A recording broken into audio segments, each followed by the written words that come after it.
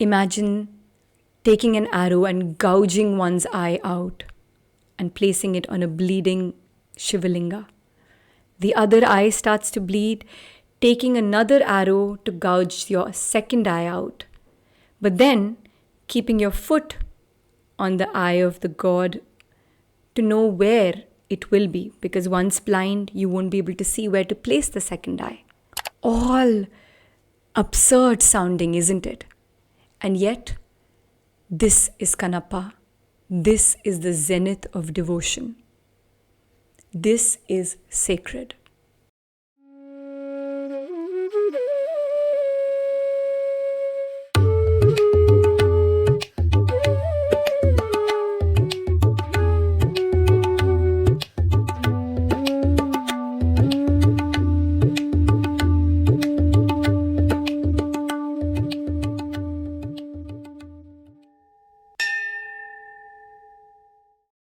Of all the things that we talk about, Neha Bhatnagar and I, sometimes we discover all kinds of movies. And one of the movies I recently discovered was this fabulous action adventure called Kannappa.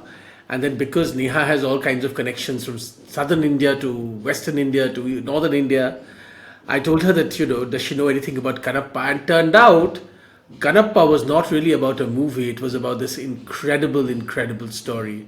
Hello, Neha. Hi Hindol, so happy to have our next episode on Kannappa, also known as Bhakta Kannappa or Kannappa Nayanar. Hindol, who was he and where can you take us to? Welcome to Sacred. This is this wonderful gathering of ideas, thoughts, great stories that Neha and I pick up from our great tradition. And it's so replete with stories, wonderful, amazing stories, that we can't help but fall in love with them. And we created Sacred as a space, as a sacred space for all of us to enjoy these stories, to enjoy these ideas. Kannappa is absolutely incredible. Kannappa is the amazing, fabulous, fantastic, never before and never after, as it were, Shiva Bhakt, the Bhakt of Lord Shiva, who actually, in a sense, gave both his eyes for the Lord. And that I find is absolutely, absolutely incredible. It's a great story. He's also a fantastic, amazing hunter. And, he in a sense brings together this raw energy into his life, his story, and his devotion, which I find absolutely fascinating, Neha. That's right, Hindol, a hunter, but also a devotion, right? So, very interesting a combination here. So, the king of, in the hunting tribe, also became the king of devotees, you know. Very unique story indeed, Hindol. And I believe there is a feature film coming out in this year with Akshay Kumar playing the role of Shiva. Is that right? That's right. That's the one I was telling you about, and I saw the trailer, and that's the one I was discussing with you.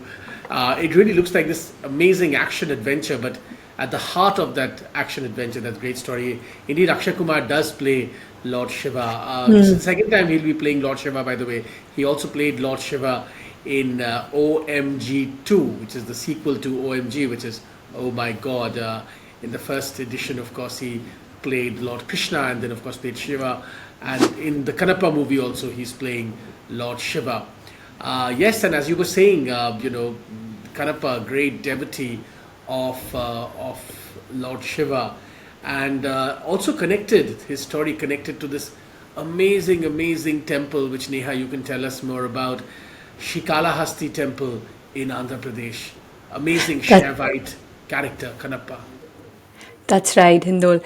And Oh My God 2 is also such a good movie. I'm looking forward to Kannappa movie as well. Interesting how we picked up this topic, and I did not know that there are so many films already made and this new film that's coming out on Kannappa. And why not, right? I mean, this is a very unusual story because, well, we've had this hallowed land has had many, many spiritual giants, as Hindol mentioned before, with all levels of devotion possible, right? What makes Kannappa very interesting and unique is the zenith of devotion, the concept known as Atma Nivedana or Atma Samarpana, he embodies that zenith of devotion, where it is complete surrender to Lord. The Lord will manage whatever. He'll take care of me. However, I am totally dedicated. That has also been seen in many other spiritual giants in India. However, because Kannappa belongs to a hunting tribe where ritualistic worship is not necessarily the same way you and I know it to be, and Kannappa is not versed in, how a linga, Shivalinga should be treated or how should the deity be approached. So many things that we would consider sacrosanct are, not at all like normal for him. He approaches it in his unique way. And I think that's what makes this story so interesting. So no wonder, Hindol, there is a representation in cinema as well of this character, which honestly a lot of people don't know about because these have been regional movies. So I guess now with Akshay Kumar starring in it, it will become more pan-Indian and more well-known. Hopefully we can today, through this brief episode, share this principle of this one timeless truth of complete devotion through Kannappa's story, and why reinvent the wheel, as I always say, to raise our vibes, learn something from him to make our lives a bit more easier and joyful. What do you think, Indol? No, absolutely. And, the Kannappa story also connects us with some very basic elements of life. Here is this, in a sense, leader of hunters, so to speak, born in a forest, growing up in a forest, becoming a leader, one of the most fierce hunters of his time. And this, of course, story comes from what we today know as the Andhra Pradesh region in southern India. And there is this Kannappa, this amazing figure, who's hunting in the forests, leading, many hunters of his tribe in the forest. And he discovers the Vayu Linga, the Shivalinga, that he begins to worship with great devotion. And the incredible thing about his story is that as a devotee, he brings to the Lord whatever, as Neha was saying, whatever he understands. So anything that is killed as a hunter and which would be then used as food is first offered to the Lord.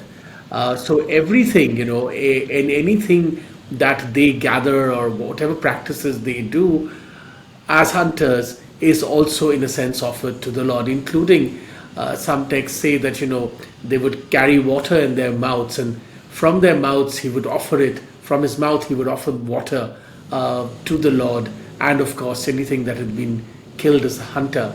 Now this is not, of course, even today not usual devotional practices, but there was a particular purity, there was a particular honesty in what he was doing, which is what made it so magical, so utterly pure and devotional. That's right, Hindol. And there is this, it's very interesting because what does God, any deity that you can think of, in the Hindu pantheon, of course, we have so many different figures that we associate. Each of us has our own sort of bent of mind and affiliation, but it could be any god from any religion. When we think of them as the all-powerful, the all-pervasive, omnipresent, omnipotent, omniscient, what is it that they really need, It's not wealth. It's not necessarily our, display of grandeur that we can give to them. Or even, let's say, fruits and flowers and big garlands and all sorts of things that is of theirs anyways, right? So there's this one verse, which describes Lord Shiva as living under the Kalpavriksha tree, which is the all wish-fulfilling tree. His cows are Surbi and Kamadenu, the all wish-fulfilling cows.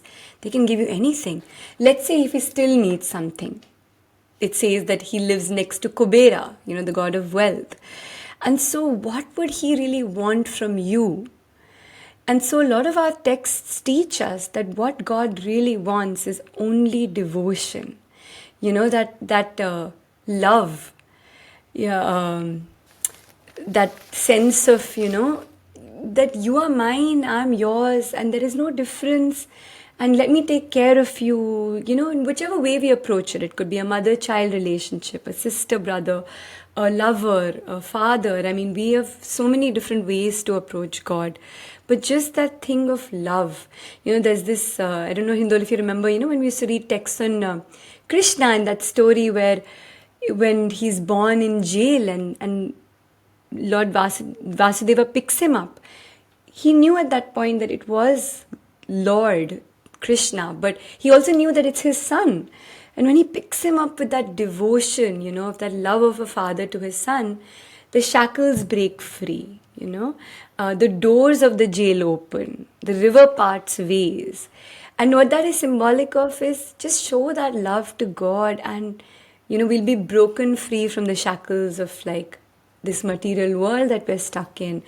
The doors of our consciousness will open and so on. And so someone like Shiva as well, who's omnipresent, what does he really need? What can Kannappa give? Yes, you said he brings some meat that he's hunted because meat is sacred for him because it fills his stomach. He brings some water, he brings it in his mouth. We would never do that. He brings flowers he's worn in his hair and he puts them on the lingam. But a priest is also observing this, by the way. There is a priest who worships Shiva, that particular deity. This is on the Kalahasti hill. He is worshipping this deity, and of course whenever he sees there's meat kept there and all, he's obviously furious. How insulting. But also this is the same Kannappa who's, when he's feeding the lingu, he's waiting for the Lord to eat it. He feels like if the Lord doesn't eat it, what will happen? He might not survive.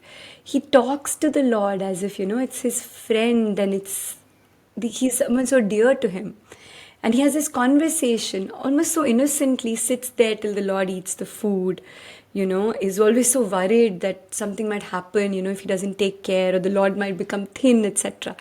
Now, this is interesting because it's a deity, but he doesn't see it as that. He sees it as someone who he absolutely wants to take care of and love with all his heart. And so that makes his devotion very special, right?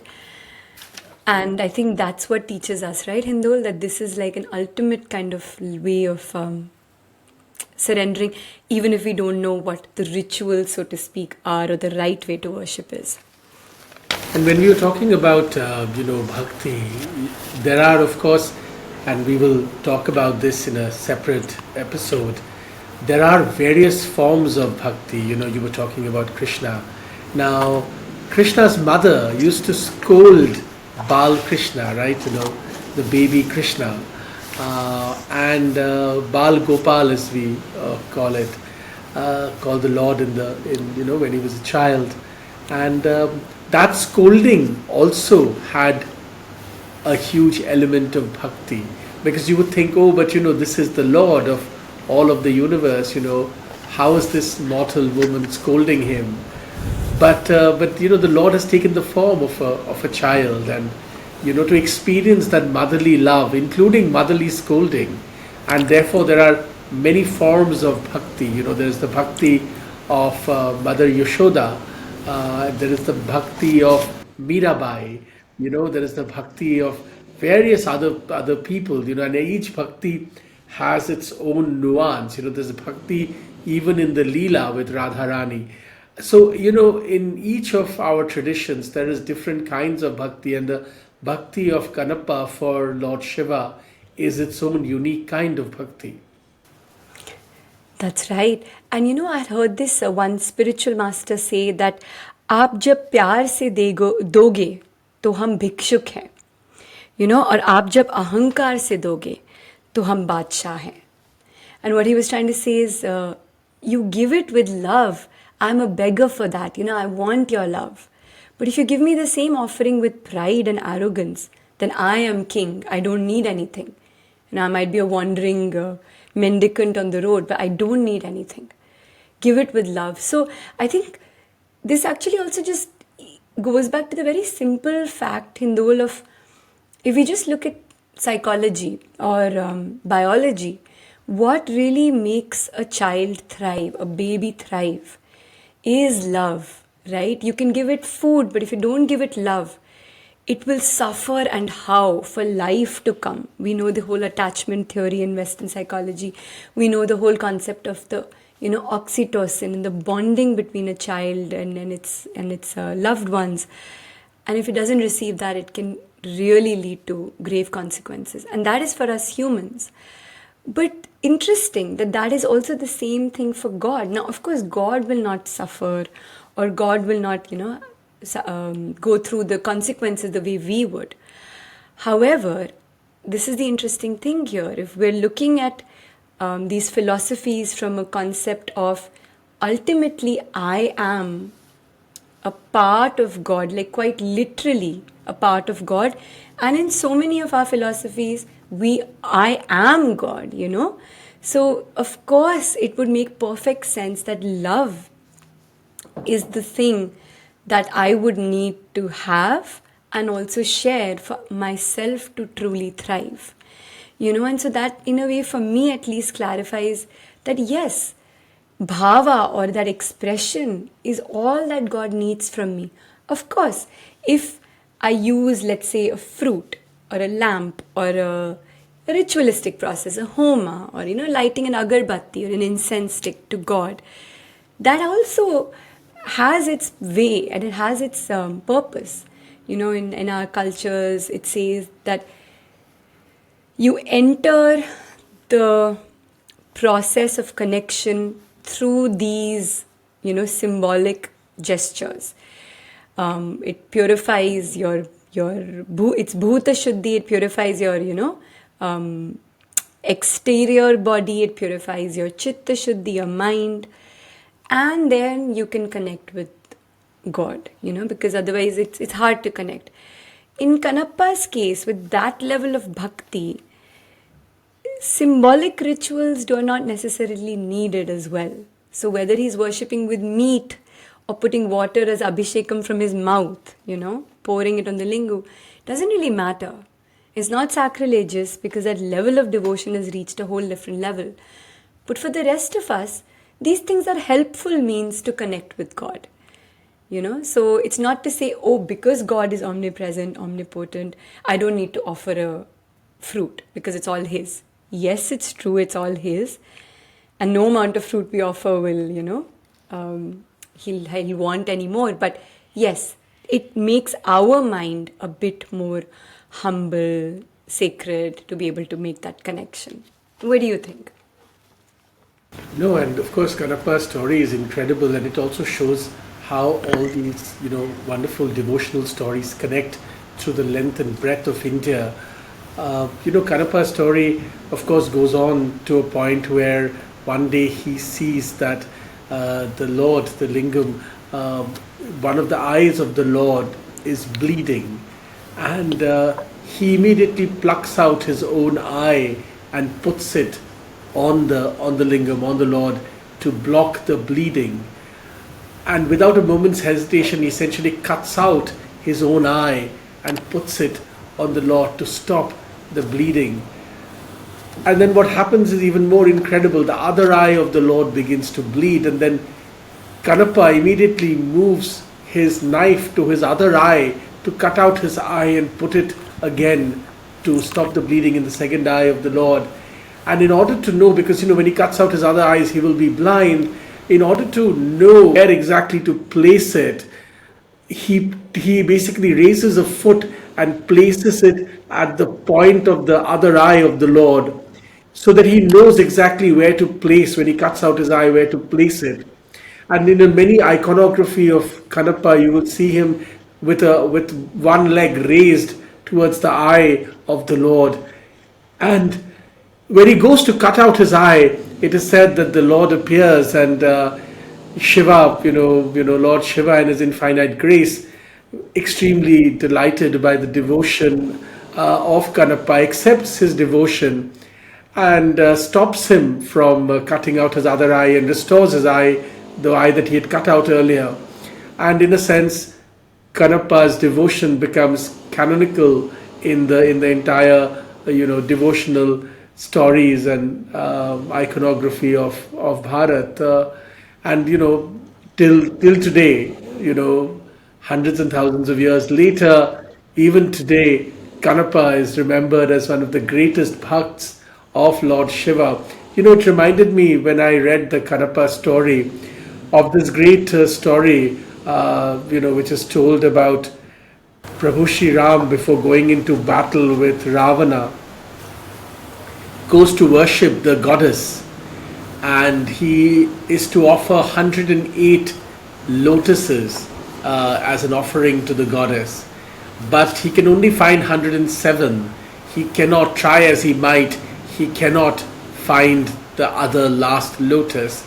So Rama, the great avatar of Lord Vishnu, raises his bow and his arrow, and you see images of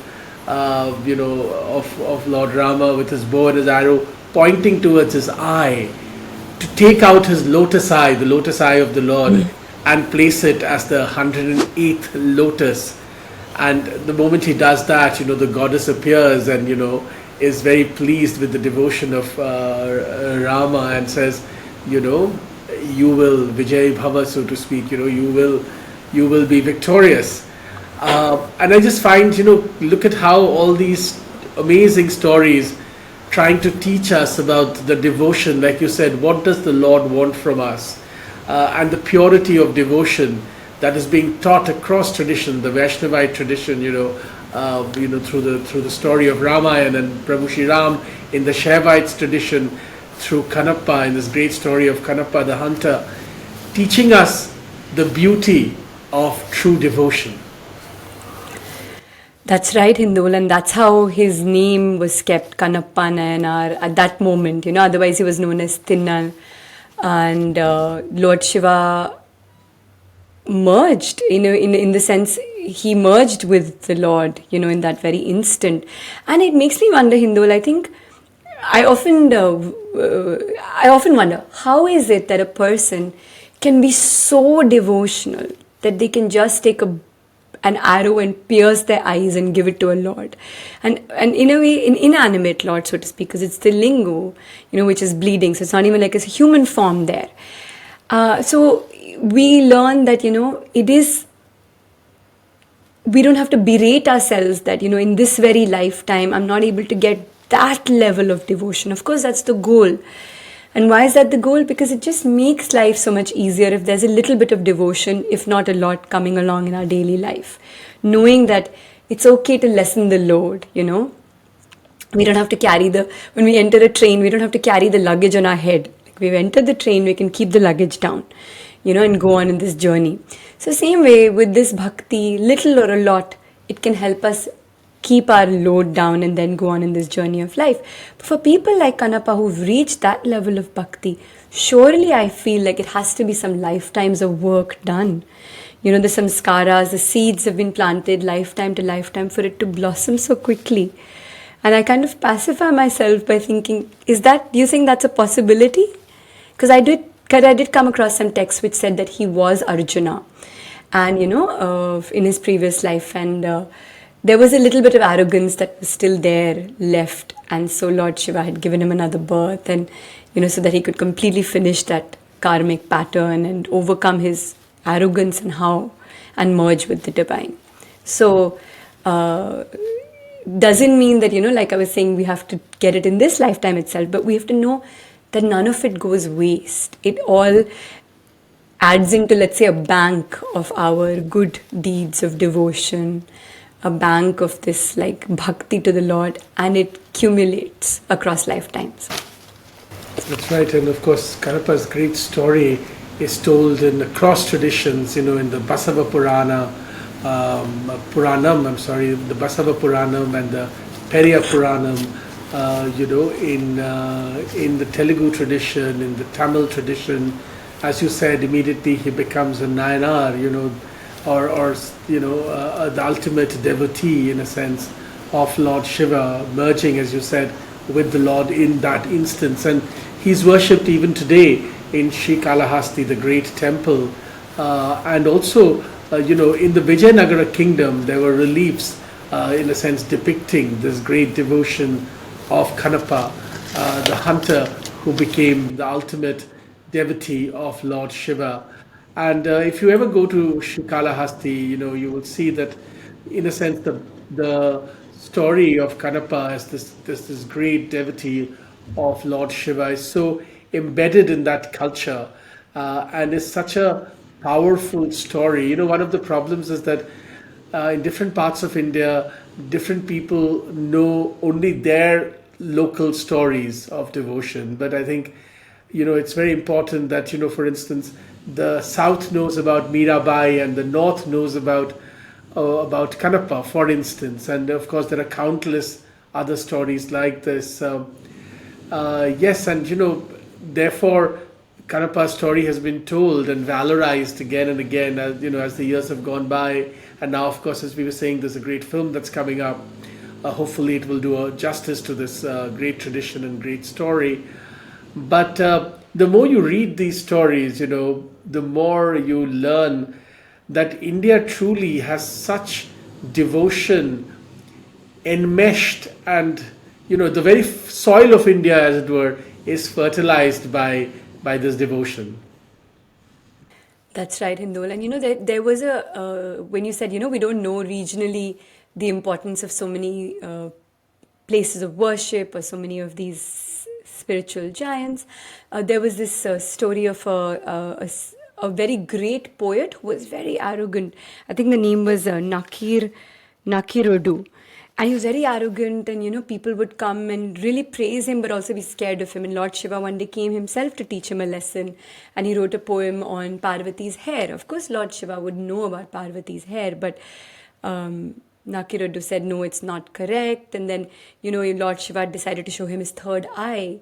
And in arrogance, he said, you might have eyes all over your body, but your poem is still incorrect, etc.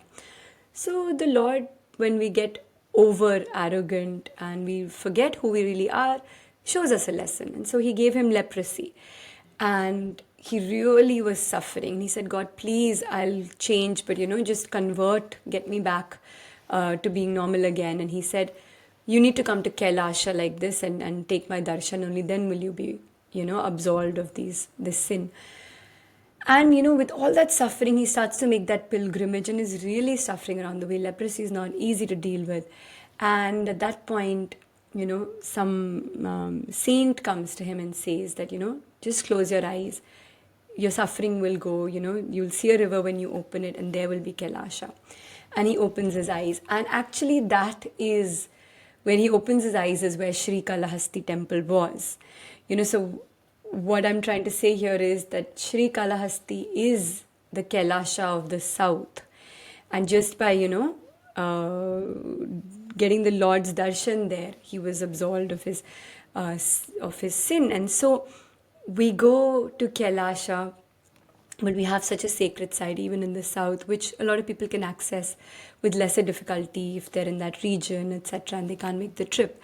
And it's very pious. It's one of the Panchabhuta temples, so it's a beautiful sight to see that, there's the lamp inside the Sanctum Sanctorum is always flickering. So because it's associated with the wind element, the Vayu. And even the Britishers, they were like, there's some hanky-panky going on here, and then they got all the doors sealed, all the entranceways sealed to see that, the wind will stop, but it didn't. The lamp was still flickering, and till this date it does.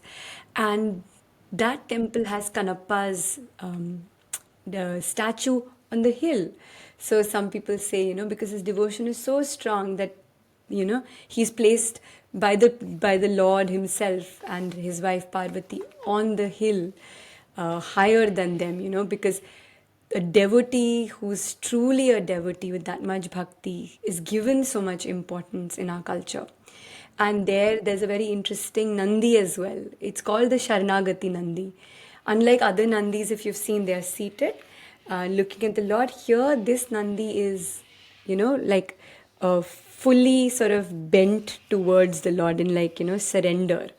And that's to say that, a devotee who has surrendered is given prime importance. And so the Sharanagati Nandi, and there are so many other beautiful sights to see there, including the shape of the lingu is very unique, and other marvelous elements in that temple which make it very special for a lot of devotees. So, Hindol, it just brings me to one point where sometimes I've noticed, especially for a bunch of us in academia and academics, there tends to be this reverence given to jnana, or knowledge, the path of knowledge. But I heard someone say the other day that it's one thing to say, I know you, you're God, I'm God, and know the highest truths through studying the scriptures. But if there's no love, what is the point of I know you're God and I know I'm God? And in bhakti, like with simple devotees, they may not know this great truth, but then there's devotion in the heart. So they don't know you, they don't know themselves, they know you as some deity that they love. I feel like, isn't that so much better? Or I don't know if better is the right word, but you know what I mean? Well, I mean, this is exactly what the Vaishnavites would argue that, and this is their, in a sense, response to Advaita Vedanta practitioners that, to understand the Brahman and that all individual souls are, in a sense, only, are merely a part of the Brahman, and to be able to see that Brahman in everyone and in everything. I mean, that is the Brahman is really, and as they would say, the Brahman is essentially the radiance of the Lord. You're really only getting the light and the warmth of the Lord, in a sense, right? And as you go further in your bhakti and devotion, you come to Paramatma, and then finally, if you are truly devoted, then you attain Bhagwan. Your life, and Kannappa certainly attained Bhagwan, right? I mean, when you're truly devoted, you realize that the Lord has, and as Kannappa recognized and many others, the Lord has a form, as it were, and you see the Lord with form, and in that moment, you're entirely devoted to God, right? I mean, and then that devotion, that bhakti has its own extremely, powerful sort of attributes. Well, of course, the Advaita Vedanta people would say that, look, I mean, at the end of the day, recognizing the Brahman in everybody is itself really, really evolved. You're in a sense going beyond the need of any shape and form, and you're really being able to consider the universe and everything in it as divine. Now, these are obviously two ways of looking at it, but I would not, I mean, of course, quite like you, I mean, I recognize that various people have various paths to accessing the divine, and as you say, to reply to what you were saying, of course, I mean, there is no taking away from the fact that this kind of devotion and bhakti is one of the most powerful paths to attaining, because it also requires absolute surrender, right? I mean, it requires absolute and total surrender. Remember, even Swami Vivekananda, in a sense, surrendered to his guru, right? I mean, he did finally what his guru told him. And his guru, of course, apart from, of course, being a great master of self-realization, so to speak, he was a self-realized master, Sri Ramakrishna. But Sri Ramakrishna worshipped the mother all his life, He, of course, was the greatest devotee of Ma Kali, and remember where it all began between them, essentially one person saying to the other, and have you seen God? And Sri Ramakrishna tells Vivekananda an answer to that question, which he had not received from anybody else. He had asked that to Keshav Chandra Sen and this and that and all kinds of people. But Sri Ramakrishna, this unlettered village man, tells him, of course I've seen God. I see God every single day. In fact, I see God as clearly as I see you today. And, and you can also see God. Everybody can see God. And there is, of course, as you would appreciate, infinite power in this, right? I mean, this absolute devotion, this this ability to talk to the mother, as it were, as Sri Ramakrishna did, spoke directly to the mother, and with complaints and with whatever was in his heart, it was almost like a child, right? That's incredibly powerful. And I was thinking, when you were telling us this wonderful story about this great poet who told Shiva that you may have lots of eyes, but your poem is still not good. What an amazing thing, right? I mean, look at how beautifully even arrogance is depicted in our culture, right? That because he's a great poet, somehow he feels that he has the ability to, even after seeing the third eye of Shiva, to say that, well, okay, sure, I mean, you're God, and you have the third eye, and maybe you can destroy me, but as a poet, I still feel my poem is better. And of course, that's such an incredible depiction of aesthetic value, and where a society and culture places aesthetic value, about how we are able to dialogue with the divine. And also, of course, even this idea that this person was so arrogant and was punished for it. What a beautiful depiction of that journey. That's right, Hindol. What can true devotion not do is, I think, what lies at the heart of Kannappa's story, and a great lesson for all of us to just try it out, to drop the power of two, to stop believing in this idea of necessarily that there are two powers at play here. Now, that's not to say that we don't make the effort in our life, we just leave everything to God, but we make the effort and just leave the outcome to God, I think is something that I definitely take from this story. And as you said, this culture has such interesting ways to dialogue, and there's not to take from any path, like not to take away from any path. Each of it has its purpose: jnana, bhakti, karma, Raj Yoga. But something very sweet and endearing about bhakti, right? To try it out in our lives. Absolutely. I must add, though, on and this is how our human sides come out. When I read the incredible Kannappa story, of course, I was very, very moved, and what an incredible, incredible story. Of course, it made me think about Prabhu Shri Ram offering his eye to the goddess, so to speak.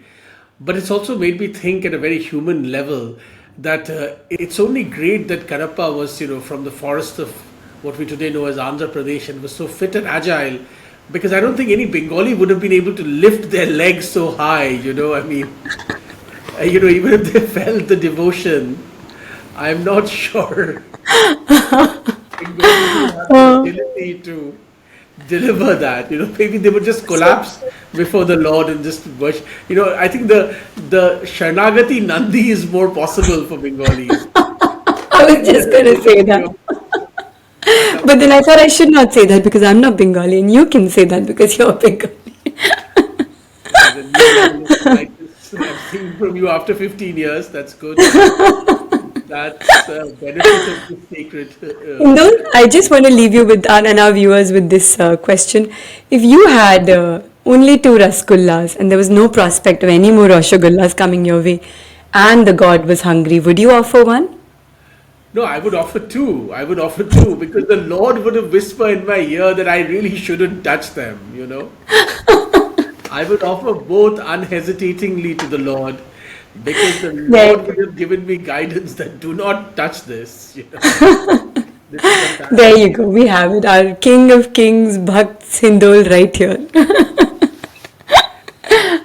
A wonderful, wonderful journey talking to you about really the incredible story of Kannappa. Think about it. I mean, what kind of devotion would move a person to this kind of sacrifice? And if you go to Srikalahasti, do tell us.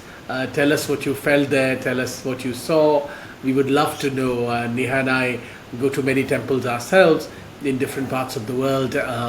And we would love to share more about our journey with you. This is, of course, the Sacred Podcast. I'm Hindol Gupta. With me is my old and very dear friend, Nehha Bhatnagar, who, by the way, is far more agile, as is probably evident from our the jokes that we crack about each other than I am. Neha has been practicing yoga for many, many years, maybe 20 years now. I can't say the same about myself. No, but Hindol, it was amazing, amazing being with you. Thanks so much. Namaste, and thank you to all our listeners. And we will be back soon with one more journey, one more story in this Secret Podcast. Namaste.